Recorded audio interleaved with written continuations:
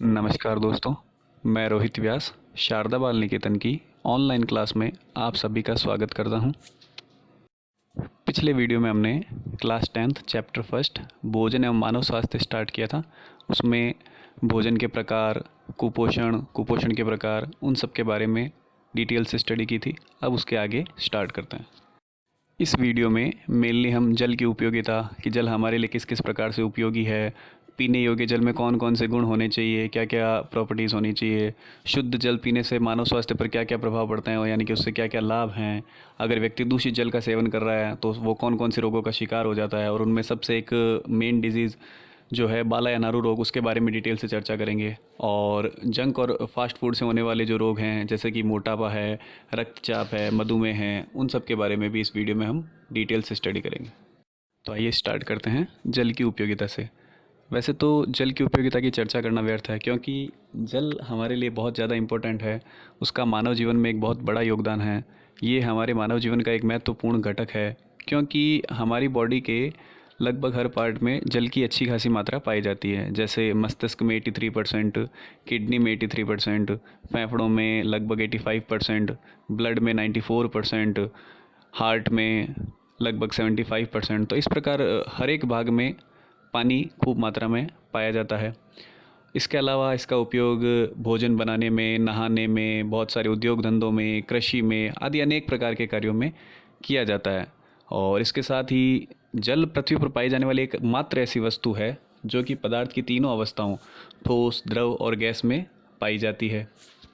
जैसे ठोस अवस्था में ये बर्फ़ के रूप में, द्रव अवस्था में जल के रूप में, और वाष्प अवस्था में या गैसीय अवस्था में जल वाष्प के रूप में भी ये पाया जाता है। इस प्रकार ये तीनों अवस्थाओं में प्राकृतिक रूप में मौजूद होता है।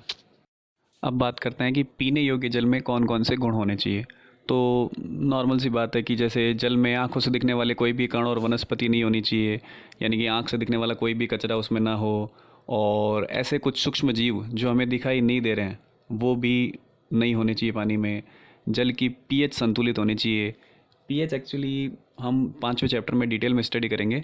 पीएच किसी भी विलयन की अम्लता और क्षारता को मापने का तरीका होता है। इसके बारे में 5वें पार्ट में डिस्कशन करेंगे। उसके अलावा जल में पर्याप्त मात्रा में ऑक्सीजन घुली हुई होनी चाहिए। अब हम बात करते हैं शुद्ध जल पीने से हमें क्या क्या लाभ हैं। तो पहला है कि पर्याप्त मात्रा में जल पीने से शरीर का उपापचय सही तरीके से कार्य करता है। उपापचय यानी कि जो हमारे शरीर की सारी जैविक क्रियाएं हैं वो प्रॉपर तरीके से संपन्न होती है अगर हम पर्याप्त मात्रा में जल का सेवन करते हैं तो। फिर है कि प्रतिदिन 8 से 10 ग्लास पानी पीने से हमारे शरीर में रहने वाले जहरीले पदार्थ बाहर निकल जाते हैं, जिससे हमारा शरीर रोग मुक्त रहता है। यानी कि अगर हम अच्छी खासी मात्रा में पानी पी रहे हैं तो जितने भी हमारे शरीर के अंदर जहरीले पदार्थ हैं वो सारे के सारे मूत्र के द्वारा या पसीने के द्वारा हमारे शरीर से बाहर निकल जाते हैं, जिससे हमारा शरीर रोग मुक्त हो जाता है। फिर है पर्याप्त मात्रा में जल पीने से हमारे शरीर में चुस्ती और ऊर्जा बनी रहती है, यानी कि हमारी बॉडी एनर्जेटिक रहती है। हम किसी भी कार्य को आसानी से संपन्न कर पाते हैं, हमें थकान का अनुभव नहीं होता है, इस तरह की बातें। फिर है कि जल से शरीर में रेशों यानी कि फाइबर की पर्याप्त मात्रा बनी रहती है, जिससे शरीर की रोग प्रतिरोधक क्षमता बढ़ती है। रोग प्रतिरोधक क्षमता यानी कि हमारे शरीर की जो रोगाणुओं से लड़ने की क्षमता है वो बढ़ती है। अगर वो बढ़ेगी तो ऑटोमेटिकली हमें रोग होने की जो संभावना है वो घट जाएगी। तो ये भी फ़ायदा इससे। फिर है प्रचुर मात्रा में जल पीने से शरीर में अनावश्यक चर्बी जमा नहीं होती, यानी कि बॉडी में एक्सेस ऑफ फैट जमा नहीं होता है, यानी मोटापा नहीं बढ़ता है। तो ये भी है। फिर है उचित मात्रा में जल पीने से शरीर में किसी प्रकार की एलर्जी होने की संभावना भी कम हो जाती है। जैसे अपन लोग देखते हैं कि बहुत सारे लोगों को कई अलग अलग तरह की एलर्जीज़ होती है, किसी को किसी चीज़ से होती है, किसी को किसी चीज़ से होती है। तो वो सारी संभावनाएं भी अगर आप पर्याप्त मात्रा में जल का सेवन कर रहे हो तो वो कम हो जाती है। और साथ ही साथ फेफड़ों में संक्रमण, अस्थमा, आंत की बीमारियाँ आदि सभी भी नहीं होती है। और उचित मात्रा में जल पीने से पथरी होने का खतरा भी टल जाता है, जो एक बहुत बड़ी डिजीज़ है, एक बहुत बड़ी बीमारी है। वो खाली एक जल के सेवन से उसका खतरा टल जाता है। और पर्याप्त मात्रा में शुद्ध जल पीने से सर्दी जुकाम जैसे रोग भी नहीं होते हैं। तो ये सारे कुछ बेनिफिट्स हैं जो अगर हम शुद्ध जल का सेवन करते हैं तो हमें होते हैं। अब हम देखते हैं कि जिस जल का हम सेवन कर रहे हैं अगर वो दूषित है, यानी कि अगर उसमें कोई जीवाणु विषाणु है तो उसके कारण से हमारे स्वास्थ्य पर क्या क्या दुष्प्रभाव हो सकते हैं। तो हम सब जानते हैं कि अगर हम दूषित जल का सेवन करेंगे तो कई तरह की बीमारियों के शिकार हो सकते हैं, क्योंकि ये जो बीमारियां होती है ये मेनली होती है सूक्ष्म जीवों के कारण जो कि उस जल में पाए जाते हैं, और जब हम वो जल पीते हैं तो उसी के साथ वो हमारे शरीर में प्रवेश कर जाते हैं। इन सूक्ष्म जीवों में है मेनली जीवाणु, विषाणु, प्रोटोजोआ, कृमि आदि सभी प्रमुख हैं। अब देखते हैं दूषित जल से कौन कौन सी बीमारियां हो जाती है। तो है जैसे दूषित जल के सेवन से व्यक्ति हैजा, पेचिस जैसी बीमारियों से ग्रसित हो जाता है। हैजा जो कि एक बहुत बड़ी महामारी मानी जाती थी किसी समय में, ऐसी बीमारियों का व्यक्ति शिकार हो जाता है। दूषित जल के सेवन से कई प्रकार की संक्रामक बीमारियां भी फैलती है। संक्रामक यानी कि ऐसी बीमारियां जो एक व्यक्ति से दूसरे व्यक्ति में फैलती है। जैसे अगर हम बात करें कोरोना वायरस की, तो भी ये भी एक तरह का संक्रामक रोग है जो एक व्यक्ति से दूसरे व्यक्ति में स्प्रेड होता है, यानी कि फैलता है। फिर है कि दूषित जल के सेवन से वायरल संक्रमण भी हो सकता है, जिसके कारण हेपेटाइटिस है, फ्लू है, कॉलेरा है, टाइफाइड है, पीलिया है जैसे खतरनाक बीमारियां भी हो सकती है। और लास्ट में सबसे इम्पोर्टेंट, दूषित जल के सेवन से बाला या नारू रोग के होने की संभावना भी बनी रहती है, जो कि अपने आप में एक बहुत क्रिटिकल डिजीज़ है। तो अब हम बात करते हैं बाला या नारू रोग के बारे में, जो कि बोर्ड के पॉइंट ऑफ व्यू से भी बहुत इंपॉर्टेंट है, क्योंकि इसमें से कई बार क्वेश्चन पूछा जा चुका है। तो बाला या नारू रोग का जो रोगजनक है वो है ड्रैकनकुलस मेडिनेंसिस नामक कृमि। जैसा कि आप डायग्राम में देख पा रहे हैं कि इसका जो नर कृमि होता है वो मादा कृमि से आकार में कुछ छोटा होता है, और इसकी जो मादा होती है वो सदैव अपने अंडे परपोषी मनुष्य के शरीर के बाहर जल में देती है। अब अगर ऐसे संदूषित जल का उपयोग कोई मनुष्य करता है तो ये अंडे उसके शरीर में प्रवेश कर जाते हैं और वहाँ ये अपना विकास करते हैं। पुराने समय में ये राजस्थान में एक बहुत ही गंभीर समस्या थी, क्योंकि राजस्थान में लोग जल के अभाव के कारण पारंपरिक जल स्रोत जो हैं, नदियां हैं, तालाब हैं, कुएं हैं, बावड़ी हैं, उनके पानी का उपयोग पीने के लिए ज़्यादा करते थे, और शिक्षा के अभाव में उस जल को बिना उबाले बिना छाने सीधा ही पीने के लिए काम में लेते थे, जिसके कारण से ये रोग बहुत ज़्यादा मात्रा में फैला हुआ था। फिर गवर्नमेंट के द्वारा कुछ नारों उन्मूलन कार्यक्रम चलाए गए, जिसके अंतर्गत जितने भी अपने पारंपरिक जल स्रोत है उनकी सफाइयाँ करवाई गई। उसके कारण से ये रोग काफ़ी कुछ मात्रा में कम हो गया, और सन 2000 के पश्चात राजस्थान में इसका कोई भी रोगी नहीं पाया गया।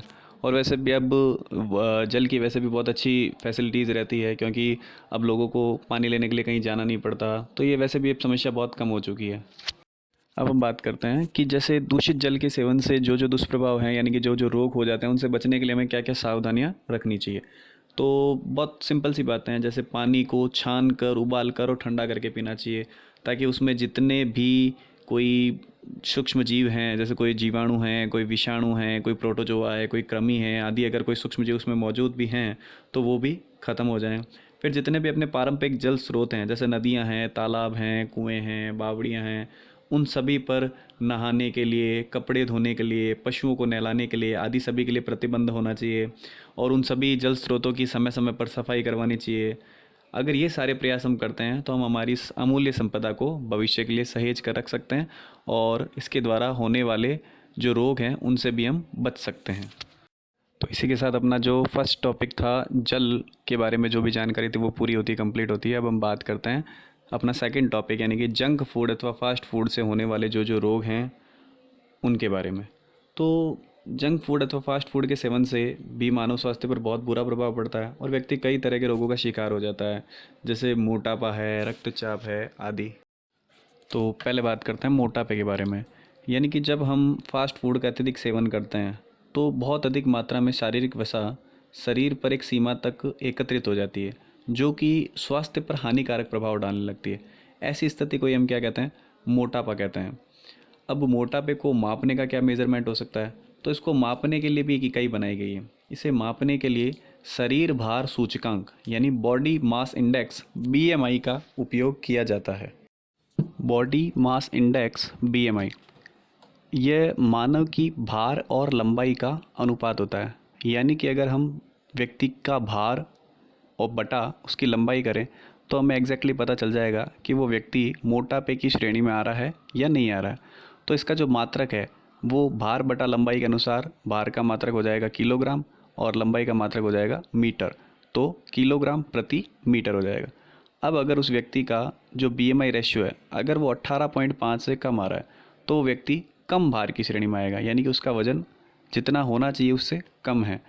अगर उसका बीएमआई रेशियो 18.5 से 24.9 तक होता है, यानी कि वो व्यक्ति सामान्य भार की श्रेणी में है, यानी वो व्यक्ति फिट है। अब अगर उसका बीएमआई रेशियो 25 से लेकर 29.9 तक है तो वो व्यक्ति मोटापा पूर्व स्थिति में होता है। यानी अब अगर उसका BMI रेशियो थोड़ा सा भी बढ़ा तो व्यक्ति मोटापे की श्रेणी में आ जाएगा।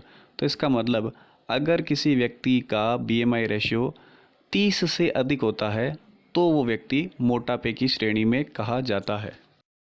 अब हम देखते हैं कि मोटापे के और अन्य क्या क्या कारण हो सकते हैं।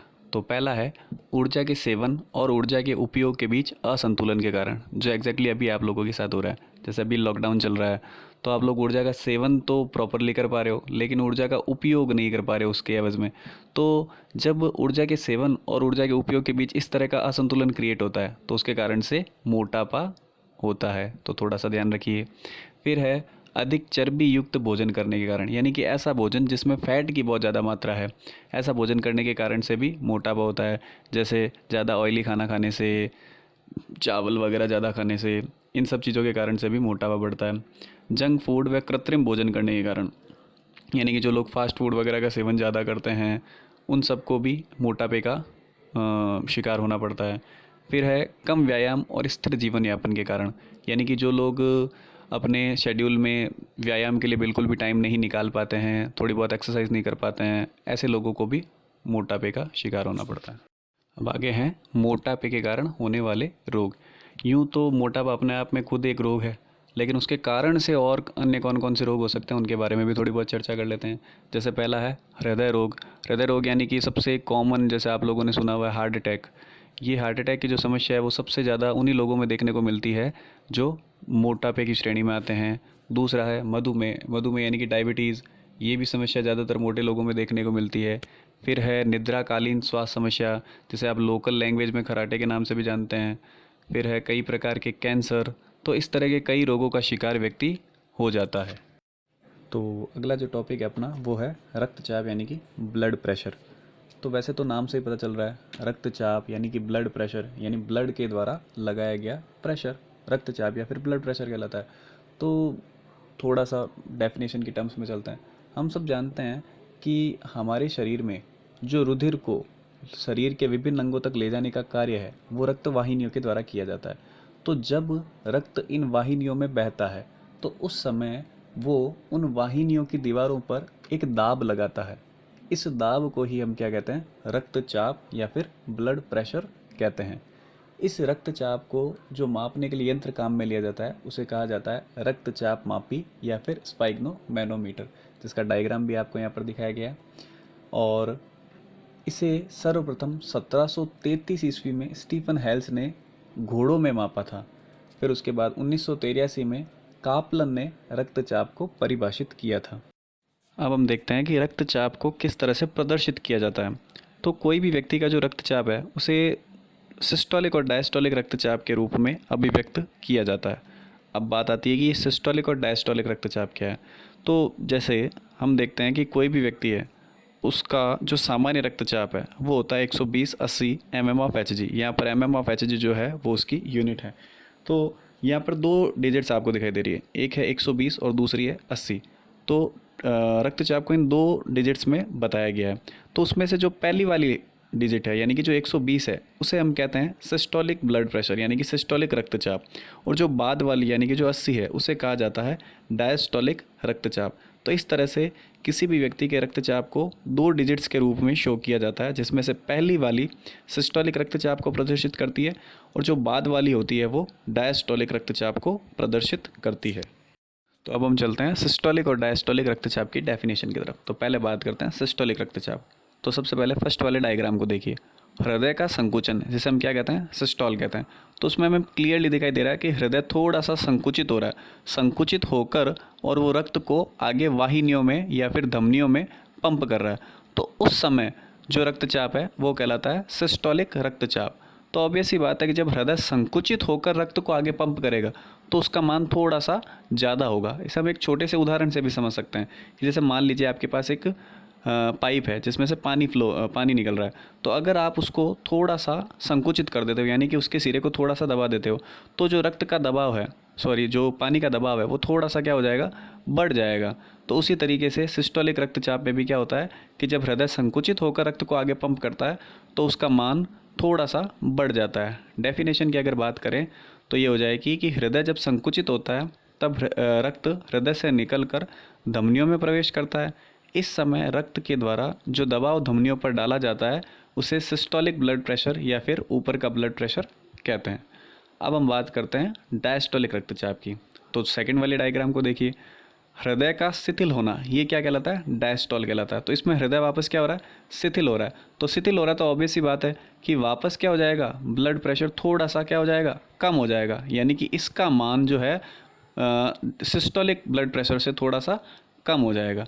तो डेफिनेशन की अगर हम बात करें तो हृदय जब शिथिल होता है तो उस समय रक्त का जो दबाव धमनियों पर रहता है उसे हम डायस्टोलिक ब्लड प्रेशर या फिर नीचे का ब्लड प्रेशर कहते हैं। तो इस तरह से हम सिस्टोलिक और डायस्टोलिक रक्तचाप की डेफिनेशन को समझ सकते हैं।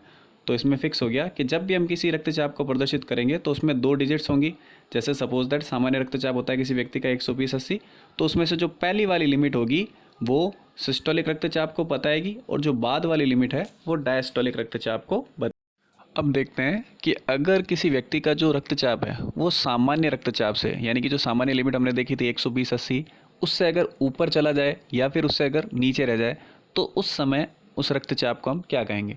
तो जैसा कि आप डायग्राम में देख पा रहे हैं कि यहाँ पर हमने एक ग्राफ बनाया है सिस्टोलिक और डायस्टोलिक रक्तचाप के अंदर, जिसमें हमने एक्स एक्स पर तो लिया है डायस्टोलिक रक्तचाप को और वाई एक्स पर लिया है सिस्टोलिक रक्तचाप को।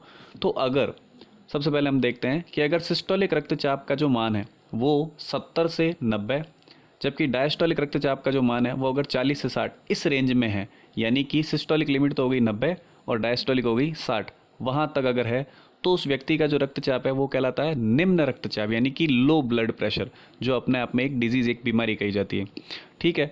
अब अगर हम बात करते हैं कि अगर इसका मान बढ़े, यानी कि सिस्टोलिक की लिमिट तो हो जाए 90 से 120 के बीच में और जो डायस्टोलिक की लिमिट है वो हो जाए 60 से 80 के बीच में, तो इस रेंज को हम कहते हैं आइडियल ब्लड प्रेशर, यानी कि आदर्श ब्लड प्रेशर। तो इसमें व्यक्ति का जो रक्तचाप है वो सामान्य है, यानी कि 120/80 से वो थोड़ा बहुत नीचे भी आ सकता है 110-100 तक भी, और डायस्टोलिक में भी वो 80 से थोड़ा सा नीचे 70-60 तक भी आ सकता है। तब तक व्यक्ति स्वस्थ कहा जाता है, उसके रक्तचाप से रिलेटेड उसमें कोई तरह की बीमारी नहीं है। अब अगर थोड़ा और ऊपर बढ़ जाए, यानी कि जो सिस्टोलिक लिमिट है वो 120 से आगे 130 140 तक जाए और जो डायस्टोलिक की लिमिट है वो 80 से 90 हो जाए, तो ये जो रेंज है वो कहलाती है pre high blood pressure. Pre high blood pressure का मतलब हो गया कि ये उच्च रक्तचाप से जस्ट पहले की स्टेज है, यानी कि अगर अब रक्तचाप इस लिमिट से थोड़ा सा और बढ़ा तो व्यक्ति उच्च रक्तचाप का शिकार हो जाएगा। तो आगे देखते हैं हम कि अगर व्यक्ति का रक्तचाप 140 से ऊपर चला जाता है, सिस्टोलिक रक्तचाप तो 140 से ऊपर चला जाए और डायस्टोलिक रक्तचाप अगर 90 से ऊपर चला जाए, तो इस श्रेणी को हम कहते हैं हाई ब्लड प्रेशर या फिर उच्च रक्तचाप। ये भी अपने आप में एक बहुत ही गंभीर बीमारी के रूप में सामने आता है। तो अभी हमने रक्तचाप के कारण से होने वाली 2 बड़ी बीमारियों, निम्न रक्तचाप और उच्च रक्तचाप के बारे में देखा। तो अब हम उनमें से पहले ही बीमारी के बारे में बात करते हैं, निम्न रक्तचाप। तो निम्न रक्तचाप का मतलब क्या हो गया? लो ब्लड प्रेशर, यानी कि जो रक्तचाप का मान है वो सामान्य से कम रह जाए तो उसे हम क्या कहते हैं? लो ब्लड प्रेशर या फिर निम्न रक्तचाप कहते हैं। तो इसकी परिभाषा क्या है कि वह दाब जिसमें धमनियों और नसों में रक्त का प्रवाह कम होने के लक्षण दिखाई देते हैं उसे हम क्या कहते हैं? निम्न रक्तचाप कहते हैं। अब उसके कारण से क्या क्या समस्याएं हो सकती हैं उनके बारे में देखते हैं। तो निम्न रक्तचाप के कारण मस्तिष्क, हृदय तथा गुर्दे जैसी महत्वपूर्ण इंद्रियों में पर्याप्त मात्रा में ऑक्सीजन और पोषक तत्व नहीं पहुंच पाते हैं, जिससे ये अंग सामान्य रूप से कार्य नहीं कर पाते और स्थायी रूप से क्षतिग्रस्त हो जाते हैं। हम सभी जानते हैं कि जो रक्त है वो अपने साथ ऑक्सीजन और बहुत सारे पोषक तत्व लेकर जाता है और शरीर के सभी भागों को प्रोवाइड करता है। तो अगर रक्तचाप का मान कम हो जाएगा, यानी कि ब्लड प्रेशर लो हो जाएगा, तो वो ब्लड जो है वो प्रॉपर रूप से ऑक्सीजन को और पोषक पदार्थों को शरीर के अंगों तक पहुंचा नहीं पाएगा, और अगर नहीं पहुंच पाएंगे ऑक्सीजन और पोषक तत्व तो वो अंग क्या होंगे? सामान्य रूप से वर्क नहीं कर पाएंगे, कार्य नहीं कर पाएंगे, और उसके कारण से वो क्या हो जाएंगे? क्षतिग्रस्त हो जाएंगे। दूसरा है उच्च रक्तचाप। तो अब उच्च रक्तचाप का मतलब क्या हो गया? नाम से ही पता चल रहा है, उच्च रक्तचाप यानी कि हाई ब्लड प्रेशर, यानी कि जो वाहिनियों में रक्त फ्लो हो रहा है, वो वाहिनियों की दीवारों पर जो दाब लगा रहा है, अगर उसका मान सामान्य से क्या हो जाए? अधिक हो जाए, तो उसे हम क्या कहेंगे? उच्च रक्तचाप कहेंगे। तो डेफिनेशन की बात करें तो वह दाब जिसमें धमनियों और नसों में रक्त का प्रवाह सामान्य से अधिक हो जाता है उच्च रक्तचाप कहलाता है। तो ये सारी चीज़ें हम पहले ग्राफ में डिस्कस कर चुके हैं कि कौन सी लिमिट तक व्यक्ति सामान्य रक्तचाप की श्रेणी में आता है, और अगर उससे ऊपर रक्तचाप निकल जाए तो वो उच्च रक्तचाप की श्रेणी में आएगा। अब उच्च रक्तचाप के क्या क्या कारण हो सकते हैं उनके बारे में बात करते हैं। तो बहुत कॉमन से चीज़ें हैं जिनके कारण से व्यक्ति ब्लड प्रेशर का शिकार हो सकता है। तो पहला है चिंता, क्रोध, ईर्ष्या, भ्रम आदि के कारण से।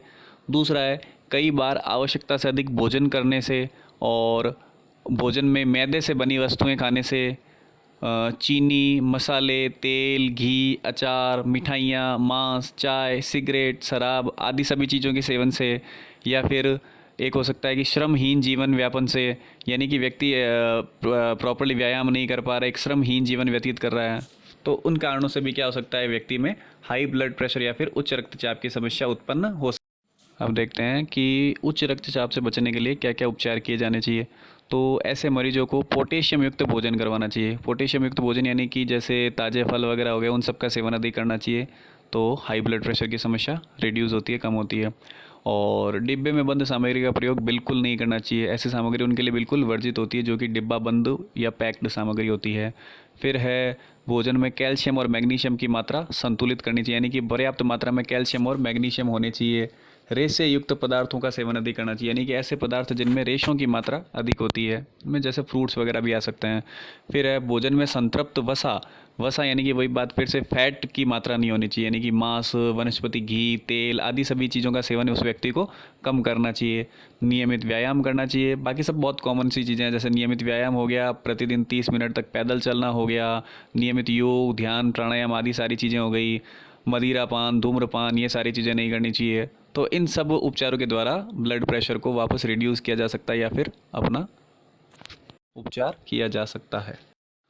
और लास्ट में थैंक यू। और जिन लोगों ने अभी तक पहला वीडियो नहीं देखा है तो वो एक बार पहले वीडियो को भी देख लें। और अब जो बचा हुआ मटेरियल है, जिसमें अब कुछ एक आध पॉइंट्स बचे हैं अपने नशीले पदार्थ वगैरह, उसे हम अगले वीडियो में कवर करने की कोशिश करेंगे। Thank you.